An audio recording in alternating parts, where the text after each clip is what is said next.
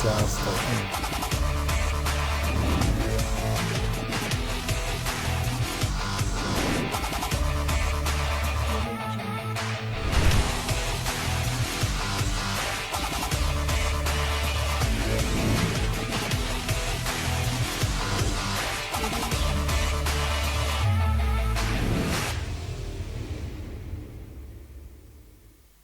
Good morning and welcome to the Grand Sports Center. It's the Monday edition and it's good to be here with you as usual. We have quite a lot for you and we shall be starting with the Golden Eaglets, who have been charged to go all out for victory as they take on Cote d'Ivoire in the final of the WAFU Zone B Under-17 qualifiers taking place in Lomé. Nigerian Women Football League has been placed on suspension for 1 month because of breach of COVID-19 protocols. And Abia Warriors got their first point of the season, while Kano Pillars lost for the first time, and Eyimba and Rivers United returned to winning ways in the Nigerian Professional Football League over the weekend. After 753 matches, Lionel Messi received his first red card of his Barcelona career as the Catalans fell to Atletico Bilbao in the final of the Spanish Super Cup on Sunday. And Liverpool, Manchester United ended all square in the English Premier League. We shall be giving you all the talking points from the weekend's matches in the EPL.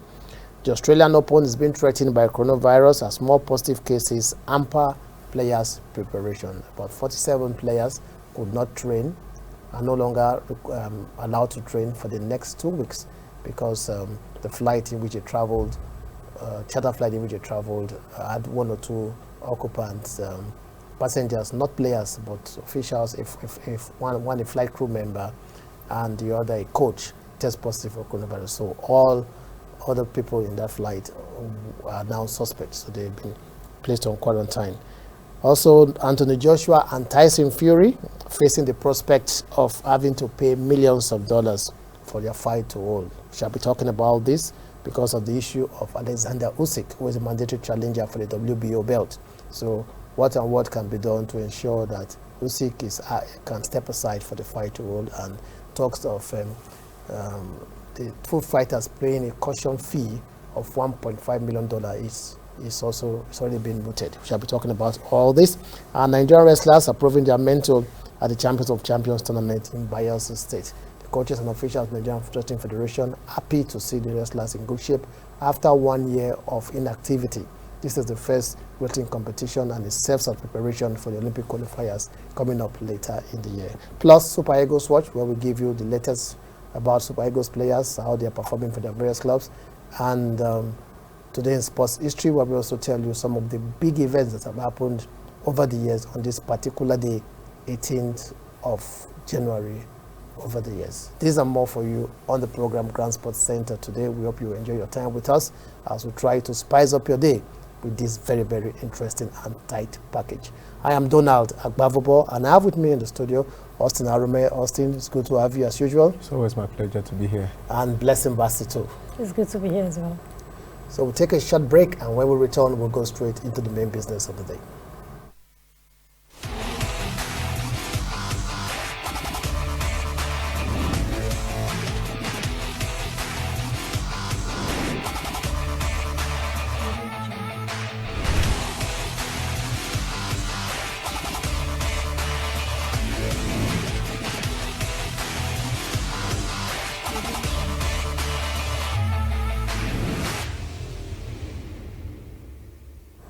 Welcome back and straight to the Golden Eaglets. Today they stand the chance of actually finally redeeming themselves.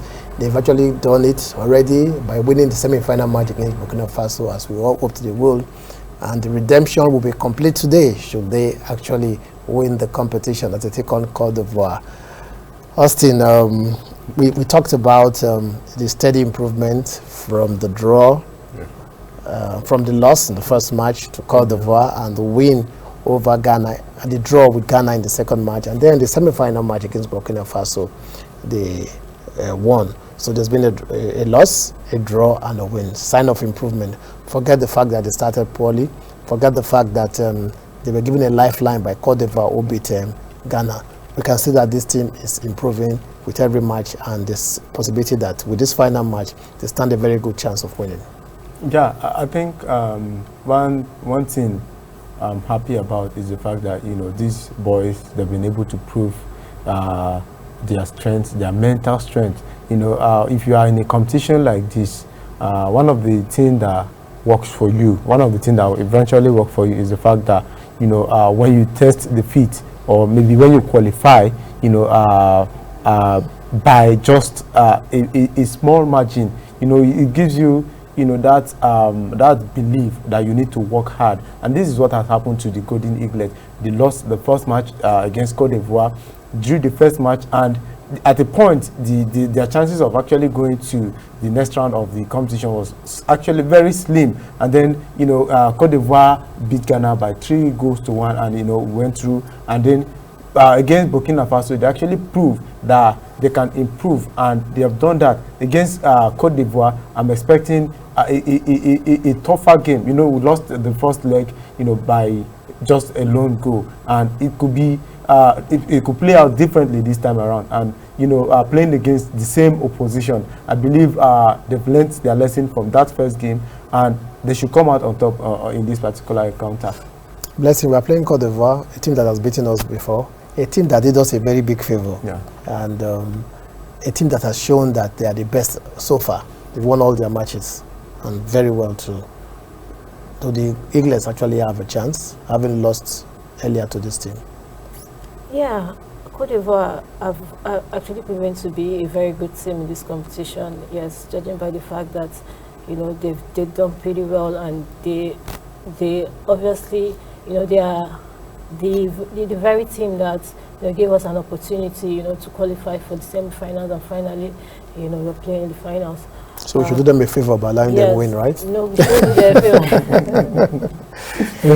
No, we shouldn't do them a favor by allowing them win. I mean, this time around, the Golden Eagles, must have gained this confidence, judging by the fact that they've trained enough and play one or two matches. They've built this confidence, and they know, obviously that the Nigerians are backing them, and one or two calls by important personalities was as put yes, I'm going to that. Yes. How far those encouragement before the semi-final match, we had the Senate President Ahmed Lawal actually challenge the Golden Eagles to go all out, and now we are seeing the likes of Nwankwo Kanu, even former coach of the team Manu Gaba, lending their voice to encouraging the players to put all fears behind them to go all out for victory. So how important are messages like this for kids of this age category? Yeah, it's really very important, because it's going to impact on them, positively and mentally, going into the game. Judging by the fact they are youthful players, the likes of Kanu Nwankwo, for instance, it will serve as a motivation to them, knowing that he has been a legend in the field of football. It will spur them. And he started from this same age group. He played in the under 17 too at this time. So when he's talking, you should know what he's talking about. Yeah. Yes. That's the more reason why the Golden Eagles will have that flair and opportunity to go out against them, the Ivory Coast counterpart. Well, we already have the tickets, the under 17 African qualifier tickets in the pocket. So win or lose, we'll play in that competition. So going ahead, this team, they'll need some tinkering even after this competition, or what we just advise that since we already have a steady base, we should just continue with these players and ensure that it just gets better and stronger. Do you advocate tinkering with the team in terms of bringing more players into this team, or we just leave what we have and work with what we have? Yeah, in as much as these boys are actually doing a good job, but then there's still room for improvement. If we see a player who is playing well, and he can actually compete favorably with those who are in and add value, why not bring him in? It's not compulsory that we must stick to these boys, but then I know a lot of these boys should actually form the focal part of the team, because they've done the job. And going into the final, I like what everybody is doing to encourage the boys, and I like the fact that a lot of these messages is actually, telling these boys not to get carried away. And at this point in time, we know what can happen if you get carried away. You've done part of the job. You've qualified for the CAF under 17 championship. Why not go ahead and finish the job? And one thing I believe is that after losing that first match, I believe that would actually serve as a deterrent for them not to get carried away. I believe they can do the job. Well, we wish the Golden Eaglets the very best of luck, and some of us at some point, even envisage that they will get to this level of the competition. So they've actually surprised many of us, and we wish them the very best of luck as they take on Cote d'Ivoire today in the final of the WAFU Zone B under 17 qualifiers. We'll take a break, and when we come back, we'll talk football in Nigeria, talking about our leagues.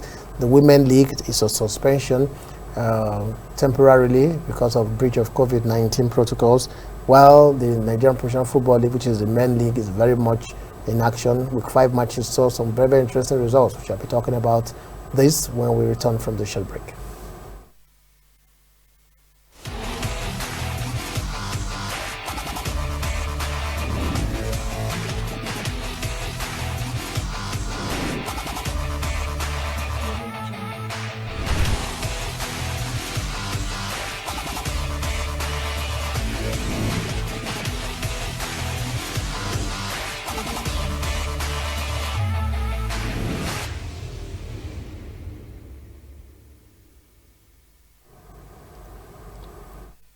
Welcome back, and it's still the Grand Sports Center.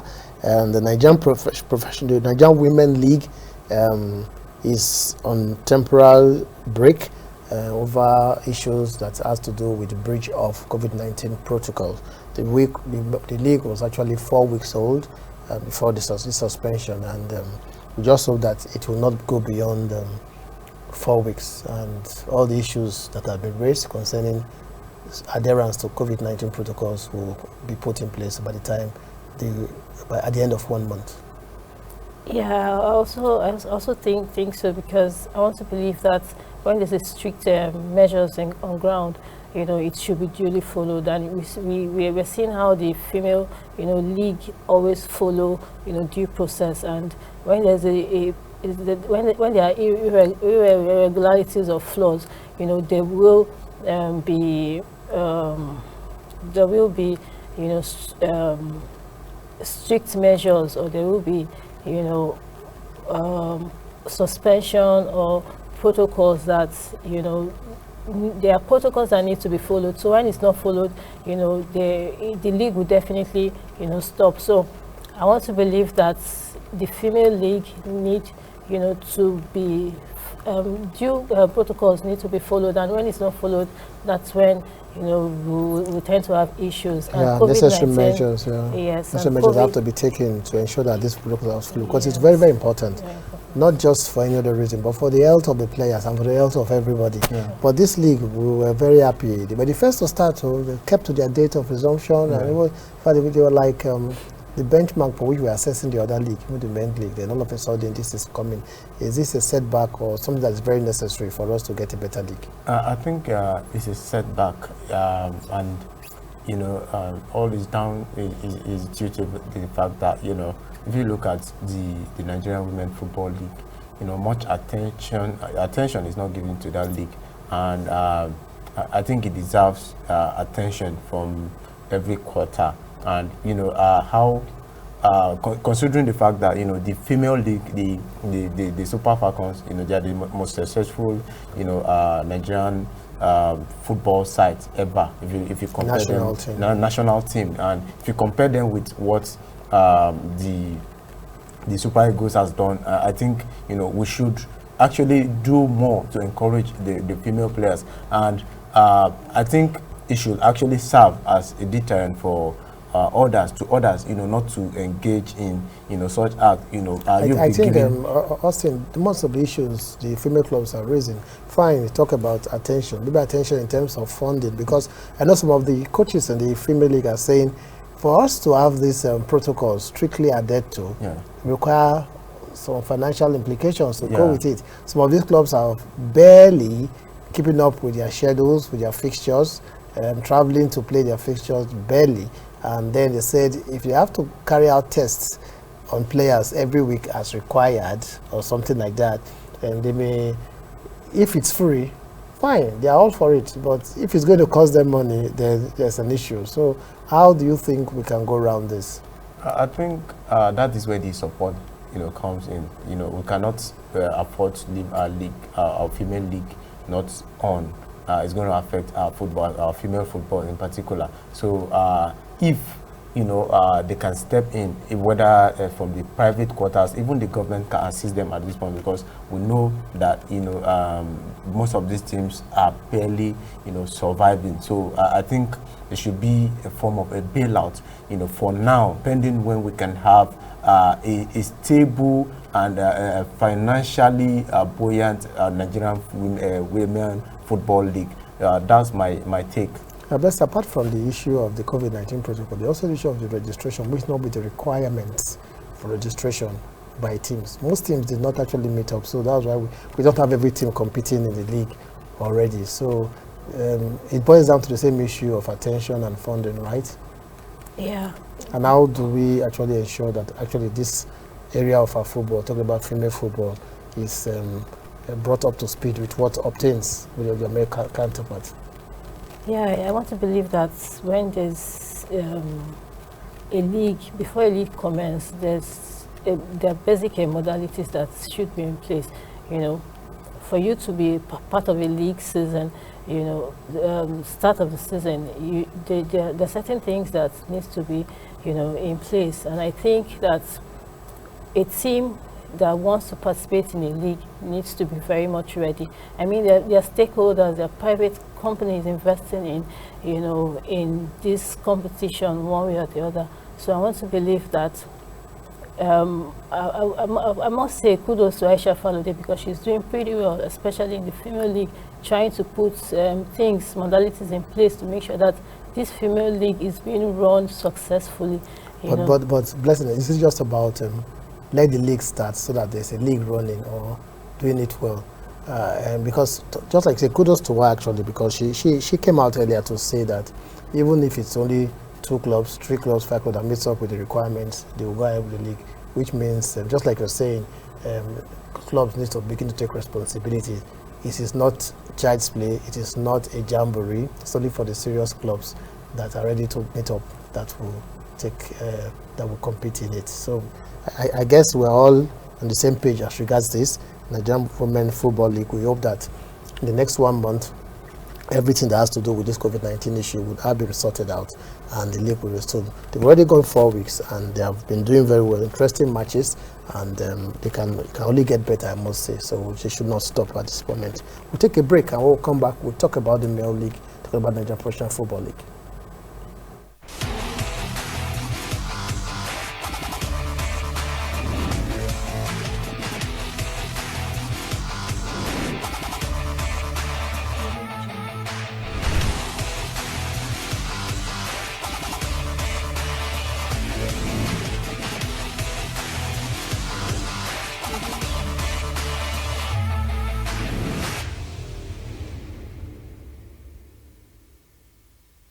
Welcome back to the Grand Sports Center.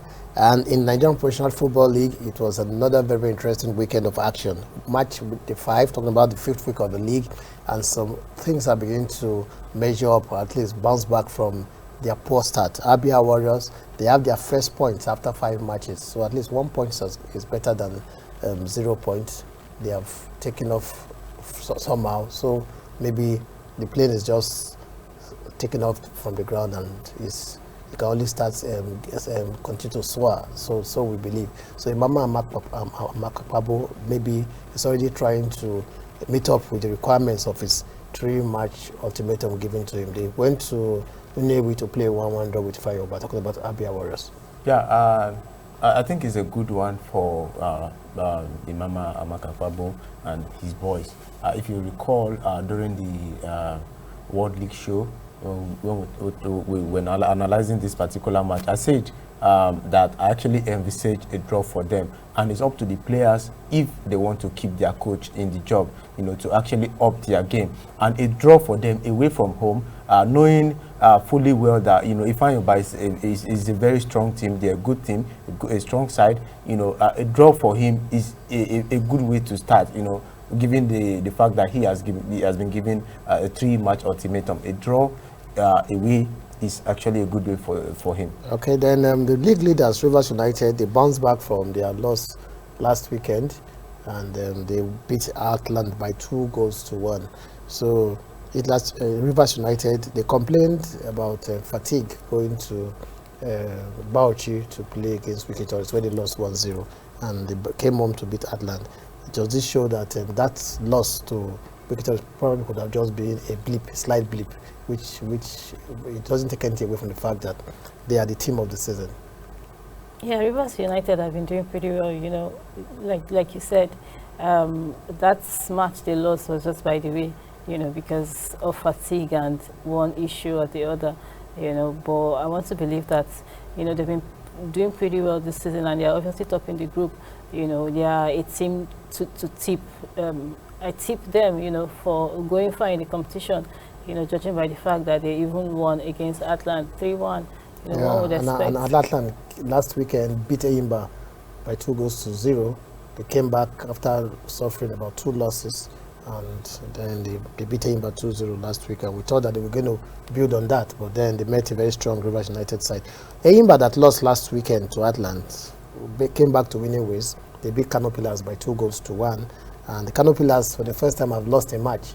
They've won and they've drawn, but they've never lost up until now. So Eyimba actually gave them their first loss of the season. Yeah, I think it's a good one, a strong message from Eyimba that they are still there, and they can actually rub shoulders with the big boys. And they scored more than 1 goal and for the first time. Scored more than 1 goal for the we're talking about that, and I did mention the fact that if they have to win that game against Kano Pillars, it means they'll have to score more than 1 goal, and they did, and it's actually a good one for them, a good result for Eyimba as far as the Nigerian Professional Football League is concerned, and it's actually going to improve their standing in the league. Another one team that has refused to lose is Rangers. Rangers went to Lagos to play 1-1 with MFM, and that Rangers have won almost all their matches, but I think they've drawn 2 as well, and but then they've not lost this season. So, and going to Lagos to play against MFM is not a small task, and kudos to Rangers. They seem to be very serious this season. Salisu Yusuf, former Super Eagles assistant coach, appears to actually be doing a good job with Rangers. Yeah, Salisu Yusuf is doing a good job with Rangers. Judging by their performance this season, they've shown to be, the men among the rest. The big boys. They've proven to be a good team. Like they played against MFM. One would expect that it's going to be a very difficult one for Rangers, but at the same time, they did pretty well, and they even scored first in that match. So it shows that they were even on the verge of winning. Yeah. All right. Also, another team that has refused to lose this is Nasarawa United. Yeah. I think of the 5 matches, they've won 3 and drawn 2. They drew with Kano Pillars in Lafia, and also drew with Adamawa last week away from home. So now they beat Katsina United by 1-0. They've not lost any match. So it's just them and Rangers of all the teams in the league that have not lost this season. Nasarawa United, they started very well. Even their preseason matches showed us that they meant something this season. Yeah. And they are living up to that billing already. Yeah, I think if you look at the teams in the league, if you look at their strengths, one would think that Nasarawa United will not be in the hunt for the league title, but then they're proving that they can actually be the dark horse in the game. Not a lot of people actually give them that benefit of doubt going into the season, but then they've been able to prove that they can do it. They had a good preseason, and over the course of the season, they've had outstanding results, and it's kudos to the management of the team. And Lobby Stars, Dakada Football Club, they also lost their first match of the season. That's another thing that has not lost. but they went to Makurdi and lost to Lobby Stars. You know, Austin mentioned the fact that going to Makurdi was going to be very difficult for Dakar, despite they have been a very good side, and it proved that way as Lobby beat them by 2-1. But then Dakar, they've shown us this season that they are ready to mix up with the big boys. Well, I think they're ready to mix up with the big boys. One match cannot change the fact that, it's football, certain things might, come up, but I want to believe that they would bounce back and, score more goals and get points. Exactly, and of course, Plateau United, who are the defending champions, lost to Kano Pillars 1-0 last season, and last week, sorry, and they are back. They beat Adamawa United by 3-0. So Plateau United, they started very poorly. They lost at home, Kora United, their very first match. And since then, they've been having some good results. At least they've won 2 matches now. So are we seeing the defending champions back now in contention? Yeah, I think since that time where we keep talking about their salary being slashed, and I think it's working pretty well. And but we don't know if it has been restated. So, but that actually, it has actually given them, that strength to fight, because I know these players will not want their salary to remain like that. So they want to fight so they can get their full salary back, and it's a good one, for the team, and it shows that what actually happened in the beginning of the season was actually a blip, and they're beginning to find their feet again. Exactly, and the Jigawa Golden Stars did the unexpected last weekend when they went to Moya to beat Abia Warriors by 3-1, and they played at home on Sunday against Kwa United 0-0. Well, 4 points from 2 matches isn't a bad one for Jigawa United, and Kwara United as well. Going all the way to Kaduna to play a 0-0 draw with Jigawa Golden Stars. So you could say that match saw 2 equally matched teams, right? Yeah. I think I actually said that during the show, during the World League show. 2 equally matched side, with a lot of ambition, and it all boils down to the fact that they both wanted something from the game, and it actually a fair one to both Jigawa Golden Stars and Kwara United. 1 point, I think, is not a bad way after winning away at Abia Warriors and then drawing at home. 4 points in 2 matches, isn't bad at all. It's still a good one. Sunshine Stars lost to MFM last weekend. 2 weekends ago, 1-0 in Lagos. Then midweek they played 2-2 with Lobby Stars, and on Sunday they beat Warri Wolves 1-0. So you could see that just like the Golden Eagles, a loss, a draw, and a win. So we could say it's too bad. But for Warri Wolves is that's where my attention is. They seem to play very well at home, but away, I don't think they've been able to get any draw. In all their matches they've lost, but at home they've been very prolific, because they lost to Lobby Stars 3-0, and they now came home last week, midweek, to win by 3-0 again. So, but away, they don't seem to be getting it right. So, if they continue like this, do you think that they can actually say they'll be among the contenders? Because you need to get good results away for you to actually rank among the top teams. Yeah, I think Warriors need to work on the fact that they need to, do better playing away, because I want to believe that, they have this confidence when they're playing home. That's the more reason why they win, at home. But when they go away, they don't, they need to work on that, quality of going out, because the more you go out, to get points, it gives you a better advantage. Exactly, a better advantage. And for Sunshine Stars, it couldn't have been better. You can say there's this improvement. Yeah, for Sunshine Stars, I think it's like a slow, but a slow but successful, progress. Slow but steady. Steady, yes. Exactly.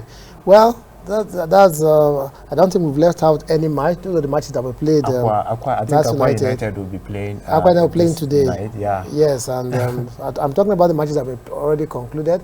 So those were the results from the matches at the weekend, Nigerian Professional Football League. You agree with me that very interesting results. The league is getting more and more interesting, and I know that this season, the way it's going, will rank among one of the best we've ever had in recent times. Interestingly, despite the COVID-19 issues, this league is living up to a lot of to the billing in terms of level and standard of competition that we are seeing. We'll take a break, and when we return, we shall talk more football. This time, something unusual happened in Spain, where Lionel Messi was shown a red card. This is the first red card of his Barcelona career, which means he got his first red card after 753 appearances. Why some players in their first match they receive red cards, but it took Messi 753 matches for him to get one. Shall we be talking about all this when we return from this short break?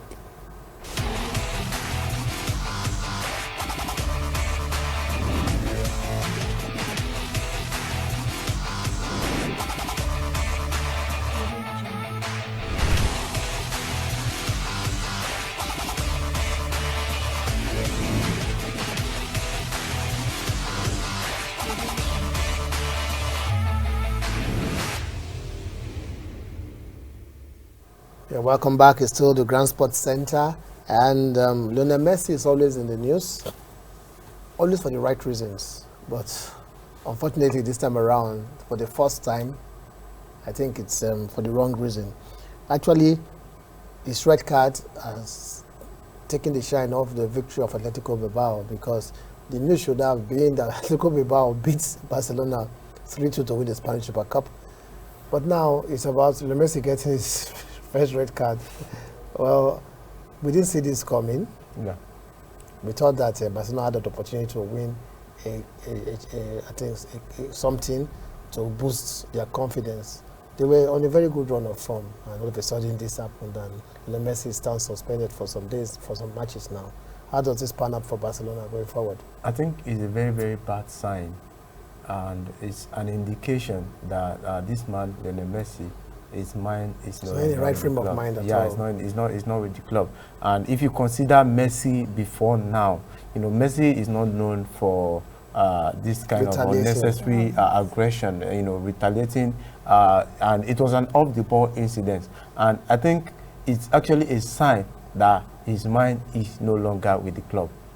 And of course, looking at the way it happened, just like Austin said, off-the-ball incident, the mental state of Lionel Messi really should cause to question, because we know that he has voiced his opinion about the club not investing in players, the club having to sell some of the players that were in the side, and probably this was supposed to be a lifeline in terms of, let us win something, maybe to add to our confidence. He saw it slipping off his hands, and he just could not take it. Would that be what happened? Well, I think at this point in time, it's what I'm more concerned of is the progression of Messi. It has come to a point whereby, Messi has gotten to a point whereby he feels really unhappy, like he said, at the club. So what I'm concerned about now is the way forward. Let's know where Messi is obviously heading to this at this point in time, so that it doesn't affect him one way or the other, because he has been a very should I say peaceful player, not a player that had to get this kind of red card offense. After this very long time, he's getting a red card that's obviously put him in a very different state at this point. So, he's not used to this kind of situation. So how do you think this will affect him, even when he comes back? Because he's not been used to having this kind of negative publicity in terms of having a red card in a match, having to miss a number of matches. Because going by the rules, he stands to miss out on about 4 matches. And coming back, how do you think this will affect him? Do you think it will impact on his performance? Yeah, I don't think it will still impact in his performance. Messi is a strong guy, he's a strong character. He has even come out of situation before. Yeah, but he has come out of situation. He has been with Argentina, but not with Barcelona. Yeah, he has seen it before, but but we know he's a strong character. When you have, the most important thing is to have that strong mindset. In as much as Messi is aging, and you see he has gone past his best years, but you know, you can still say that he can come out strong. He has not gone past his best. He's topping the scorers chart in La Liga. He has seen gone past his Yeah. So he's still very much available, very much in the right frame, very much in form. Yeah, probably. I would say it's because, you know, most strikers, they are not scoring like whose fault? Whose fault? They're not scoring Messi side to score. So the good thing is that Messi at 33 remains very, very relevant. Yeah. And that's why we say this thing happening now would either make or break him finally, because he has not been in this situation before to deal with it. So because it has a psychological angle to it, and knowing that somehow the negative press it has generated also. So well, we wish him well, that rather than break him, it will make him come back stronger, because some of us neutrals, we want to see the best of Messi at all time, because he has a way. It's always a factor when it comes to football. So yeah, but I think one thing that affected him in the game is the fact that he was provoked, and you know these things happens all the time, and this is not what that's why I'm surprised. Also, let's not go to that's how I'm surprised, because Messi has been provoked even more than he was provoked in that match in the past. That's what I'm saying. But he has always been known for one thing. His coolness, his Yeah. ability to deal with provocations. So, I don't know, is it coming with age that he's now trying to fight back, that over the years I've been keeping quiet? That's why people think, you know, then at 33, what he didn't do at 22, 25, 30, at 33, he's doing it. Is it part of his growing up or coming of age? Messi is a talented player anytime. Even if you bring him out from nowhere, you know, he performs pretty well. You know, he's human and you have every right to be, you know, to be happy. Yeah, and I think the Barcelona thing is just the whole frustration is getting to him already. But then in recent times, they have been doing very well. They've won their last 4 matches or so, and they're coming back to form. Like I said, he's topping the scorers chart. Yeah. You know, he likes scoring. So as long as he's scoring, he's happy. So I don't. It was actually a very good time for this Super Cup, and everybody thought that Ronald Koeman was going to win his first silverware. So I can celebrate him as you celebrated Mauricio Pochettino when he won with PSG, but it was not to be. This Atletico Bilbao team has a way of, when it comes to cup competitions. They won the Copa del Rey too, and when it comes to cup competition, they have a way of facing it, and they beat Real Madrid in the semi-final, and now Barcelona. So. Well, we'll just leave it at that. Lionel Messi, we hope he bounces back, and we can't wait for him to come back, because what Barcelona without seeing Messi? It's something that is not usual, very unusual, because 753, which means all the matches, every time I see Barcelona, you'll see Messi. So now, for the next 4 matches or thereabout, you'll not see Messi. It's going to be strange. Some people watch Barcelona because of Messi, not because they want to watch Barcelona. So, well, we'll just keep it at that and hope that he bounces back stronger. And there were no league matches in La Liga last weekend. In the English Premier League, there were just a few matches, but the biggest one was the Liverpool-Manchester United match. Blessing. Liverpool, we thought we were able to win so that they can go back to the top. Manchester United held them, and they haven't had the best scoring chance of the match. Is this a testimony to the fact that Manchester United and now can be fully considered title challenge? Because if you go into this match, even despite topping, even the United players were saying that Liverpool is a better team, and everybody just felt that United were just there because Liverpool have had a blip, because in the last 4 matches they've not won. But with these results, can we now say United should be considered as one of the title contenders? Well, United has always been a title contender. But the thing is, are they title winners? So I won't easily want to tip United as title. You don't see them going all the way? Well, they will go all the way, obviously, but I see Man City really, fighting it out real fast. A new chapter to it. And Man City actually, to buttress what Blessing just said, spanked Crystal Palace 4-0. Yes, why they always be in the whipping boys? Liverpool handed them 7-0, and Man City, it's like they don't know how to play with the big boys or what. They have this particular pattern of play, and if it does not work out for them, that's when you see them Just get collapses, spark. right. They wait for Zaha to do all the work, wait for Eberechi to do all the work. But then if this guy become anonymous in the game, that's when you see Crystal Palace struggle, and they need to have other strategy. Let them have another strategy aside waiting for Zaha and Eberechi to do the work. That will actually work for them. Sheffield United, should we say that they should already start preparing for championship, because they lost at home to Tottenham. They won their first match 1-0 midweek, and we thought that fine, maybe they are going to go on a winning run, or even at least get points from matches. But Tottenham Hotspur, one of the strongest teams this season, but then felt like a pack of cards at home, 3-1. Should we say that Chris Wilder and his boys should actually be doing the right thing of preparing for championship football next season? Because they just have 3 points after 19 matches. I think they should just go and rent a room in the championship. Okay, Chelsea have bounced back. They beat Fulham 1-0. So are we seeing that? Can we actually use the word bounce back? Because they've not been doing well in the last couple of matches, and talk of Lampard being sacked is already been mooted.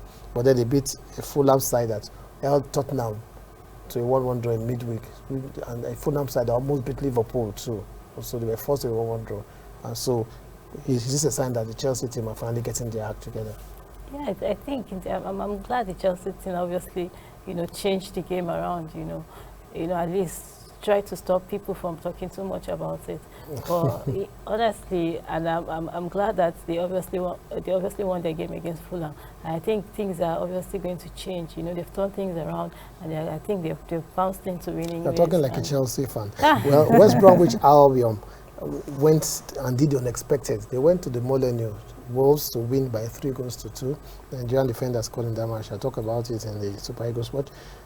But then Sam Allardyce, are we going to see him do his magic again? He's known for saving teams from relegation. And with this result, is this a sign that probably the boys are beginning to get into his pattern and what he wants them to do? Because the way they achieved that result was very massive. Nobody gave them a chance. Yeah, blessing. Oh yeah, I believe that West Ham United is in West Bromwich Albion. Sorry, West Brom. They are in the game. At this point, and they will survive. They will survive relegation. They will survive relegation. You are very sure? Yeah, I'm sure. I want to believe that Sam Allardyce, he just came in, so with time, he's going to shape the team. And it's beginning to show, actually. Yes. Leeds United, is this time to press the panic button? They've lost 2 matches in a row. They lost in the FA Cup to a lower league side, and Brighton and Wolves. Brighton beat them 1-0 again at Elland Road, at home. So. Yeah, in the last 3 matches they've lost. They won 4, dating back to the United match. And is this time to start pressing the panic button? Because they started very well. Yeah, I think this is the price you pay, for playing that high-octane kind of football. You know how Leeds United play. They started very well, and at that point, the energy was there. But at this point, it seems. His boys are beginning to burn out, and the wise thing to do at this point is, try to actually manage the situation. If not, if you can play that kind of football with the caliber of players you have in the championship, the Premiership is a different ball. That's reality check. Yeah, it's a reality check, and I think they need to change their approach at this point in time. It's the wise thing to do. Yes, indeed, and so much about the English Premier League. The other match we saw, West Ham beat Burnley. West Ham seem to be getting right. David Moyes. Last season they struggled, but this season they seem to be getting it right. Away from the English Premier League, another league where matches were played, talking about the top leagues in Europe, was the Italian Serie A, and Bologna beat Verona by 1-0. Torino and Spurs are played out in 0-0 draw. Sampdoria beat Udinese by 2-1, and Napoli trashed Fiorentina 6-0. Blessing, these guys are not missing Victor Osimhen, so why are they complaining that he's not in action? They can win 6-0 without him. Napoli has always been a good team, anytime, any day. Even if they tend to be falling out one way, they have a way of bouncing back with or without Victor Osimhen, they have the quality of players that can, And you see plug Victor it all Osimhen out. finding it difficult getting into this team now, because if this team is playing very well without him, he cannot just come back and and walk straight into the team. Well, the fact that he has been a good player just because of the issues on ground, I think when he's back, he's going to bounce back into the team. Yes, I agree with you, because Gattuso, the coach of Napoli, is a big fan of Osimhen. He just can't wait to have him back. Despite the 6 goal, I'm sure that if Osimhen is fit, he will still put him in that team. The other matches saw Sassuolo and Parma play out a 1-1 draw. Croton beat Benevento by 4-1. Simi Wanko scored 2 goals. We wait for Super Eagles to watch for more on that. Atlanta and Genoa played as 0-0 draw. And the big one of the weekend in Serie A saw Inter Milan beat Juventus 2-0. So Juventus were not 2-time lucky going to Milan. No, the other Milan teams, AC Milan topping, Juventus beat them 3-1, I think 2 weeks ago. And now they went to Milan again, wanted to do the same thing. Inter said no. Well, 2-0 for Inter Milan. Is this a testimony? Is this a big statement by Inter concerning as regards their title challenge this season? Yeah, I think it's a big statement. Going into the game, I did mention the fact that it's going to be a game that will be decided by tactics. And if you're talking about tactics, Antonio Conte is far ahead of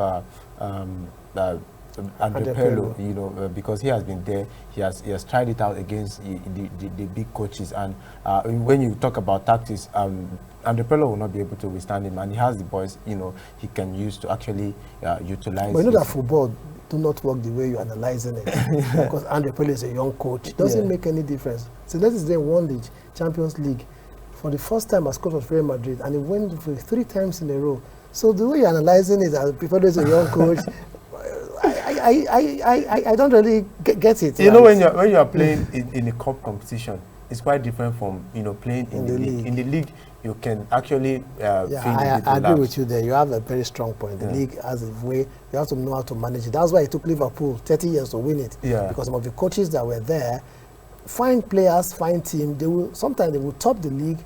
At the tail end, somehow they will just fall by the wayside, because it takes a lot more in terms of managing the team to win the title. Yeah. Well, we'll leave it at that, because I know if I allow you, you're going to talk and talk and talk, and we're running out of time.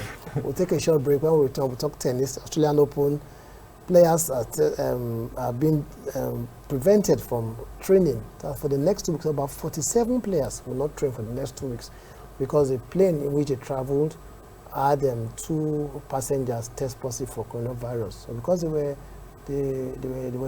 on the plane with those people, they felt that they are now suspected cases. So they are placed on quarantine, which means they cannot train for 2 weeks. And the competition is starting on the 8th of February.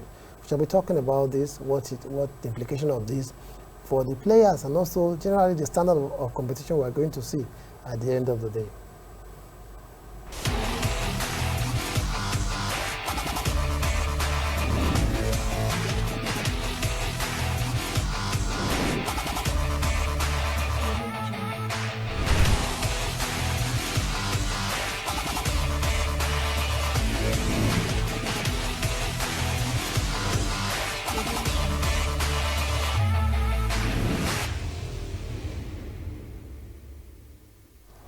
Welcome back to the Grand Sports Center.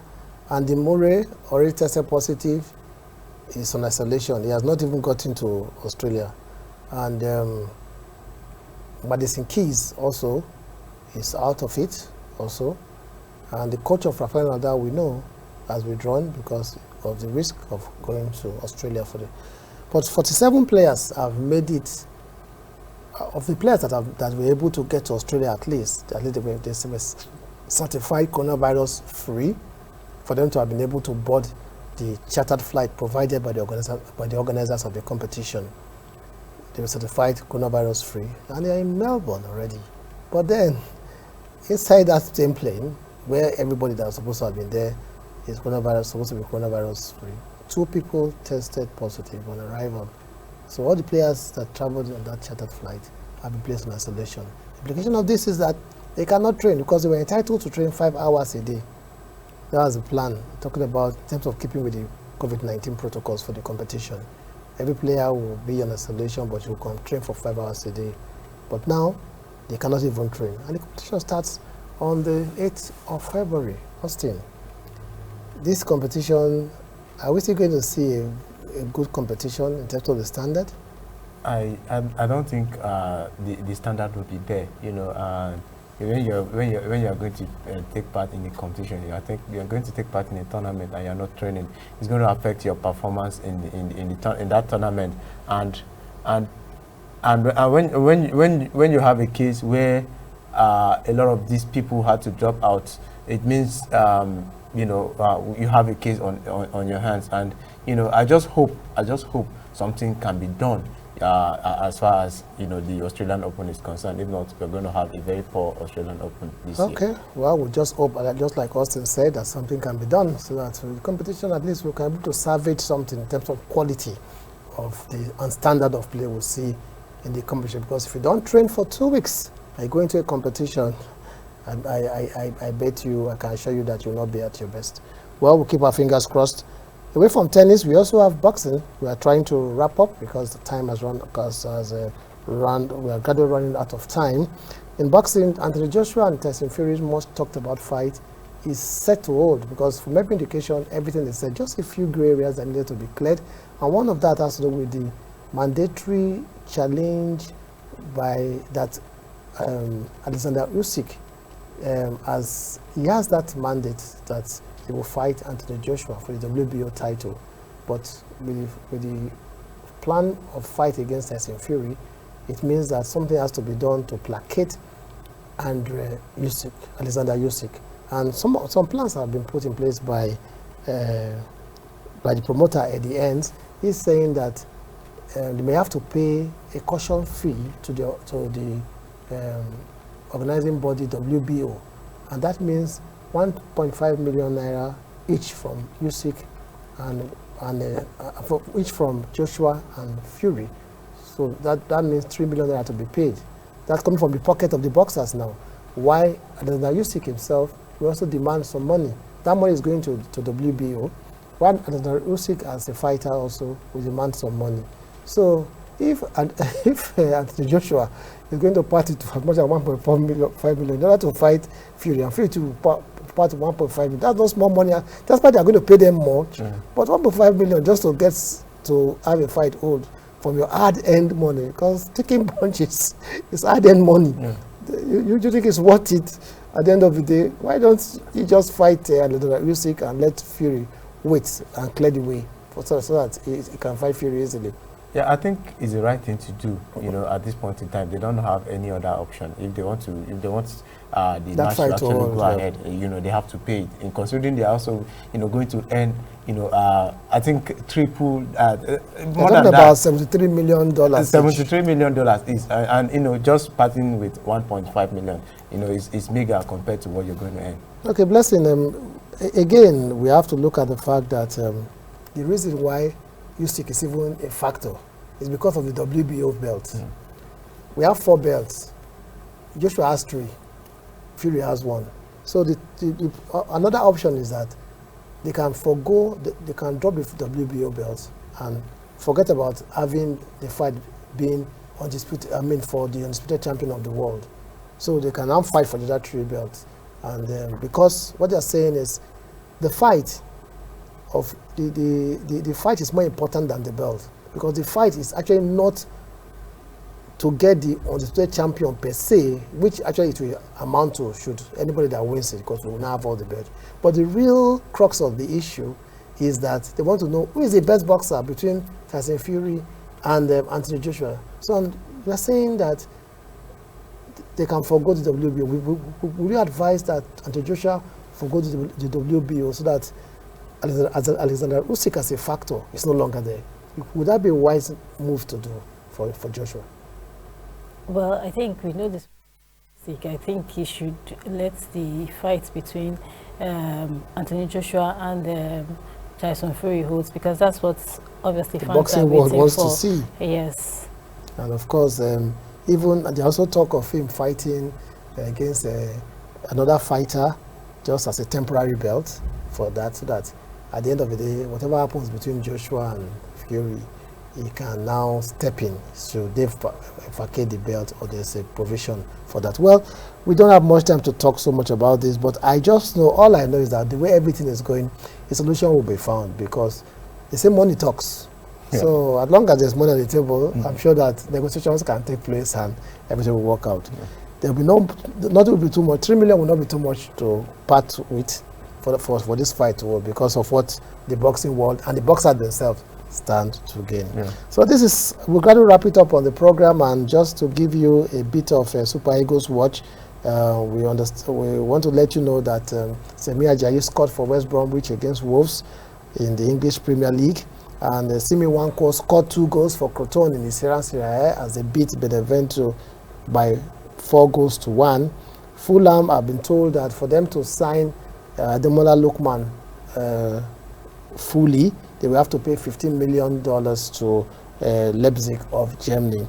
While another young Nigerian playing in the Dutch league, Nonso Madueke, was among the goals as his side beat Sparta Rotterdam by 5 goals to 3. In goal for Sparta Rotterdam, conceding 5 goals, was Super Eagles goalkeeper Maduka Okoye. But we know that those goals were not his fault, because sometimes when you have a strong defense, you're not able to do anything about what happens. Well, that's just the much we have on Super Eagles Watch. This way we'll wrap it up on the program, and we hope you've had a nice time with us. We'll be back tomorrow, same time, same station, with another interesting edition. And as usual, we'll be looking forward to having you join us once again. We shall leave you with the Today in Sports History as we go. And Austin, your parting shot. Yeah, I think I expect the Golden Eaglet to actually take the under-17 WAFU. And bless him. Yeah, same here. I think the Golden English should to make us proud and beat the Ivorian counterparts. I'm Donald Agbavobo. On behalf of all of us and the production crew, I've been doing a very marvelous job behind the scene. I want to wish you the best of the rest of the day. Enjoy Today in Sports History.